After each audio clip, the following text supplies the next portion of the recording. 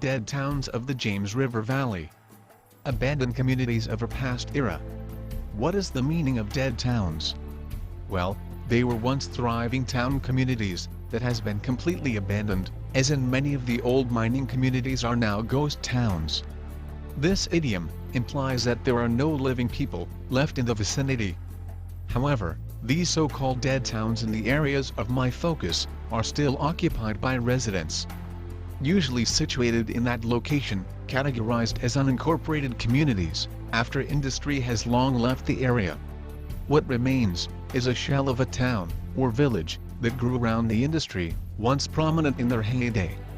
We'll begin with Old Warminster, a large industrious and prosperous town in its heyday, located along the banks of the James River, in the area now known as Wingina, Nelson County, Virginia, dating back to 1788.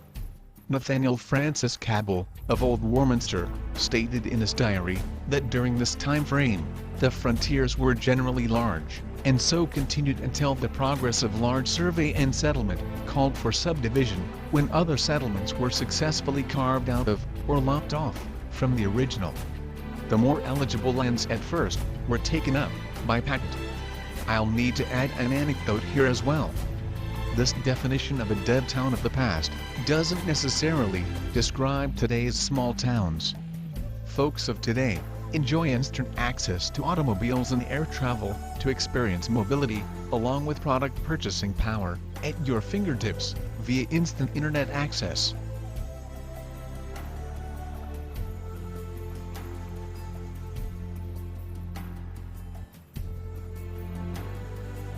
Old Warminster, Nelson County, Virginia. Now a dead town of the past.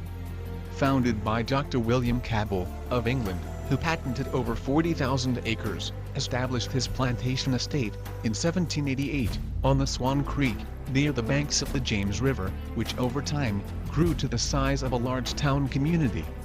The town contained establishments of commerce, such as a flour and grain mill, tobacco warehouse, railroad depot, a tavern, a river wharf, and ferry, which transported citizens via packet boats and bateau boats, as well as tobacco and produce, up and down the James River, between Richmond and Lynchburg.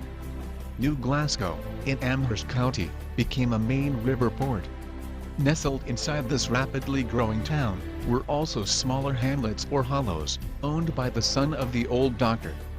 The Edgewood and Midway Mills estates were also considered small communities in their own right. By 1802, two of the old doctor's grandsons inherited the two nearby estates. One of these grandsons constructed a canal system which ran along the riverside, followed by the construction of the C&O Railroad system. This new system of travel, as well as transporting goods and people, devastated the bateau boat industry. The old dirt paths, used by Native Americans, now used as roads, were terrible back then. Full of deep ruts and mud holes, which contributed to the decline of the town, which convinced later newcomers to settle in deeper, inland areas of the county. Combined with the outlawing of the importation of new slaves, used for labor in 1788, construction of the canal system and railroads in the 1840s, plus the devastation of infrastructure during the Civil War in 1862. 2. World Wars also contributed to the decline by shipping out those young men who previously worked in the soapstone quarries and coal mines.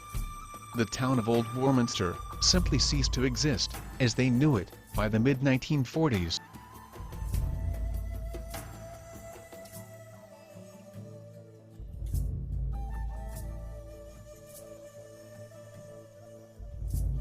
This concludes part 1 of a multi-part series covering the dead towns of the James River Valley.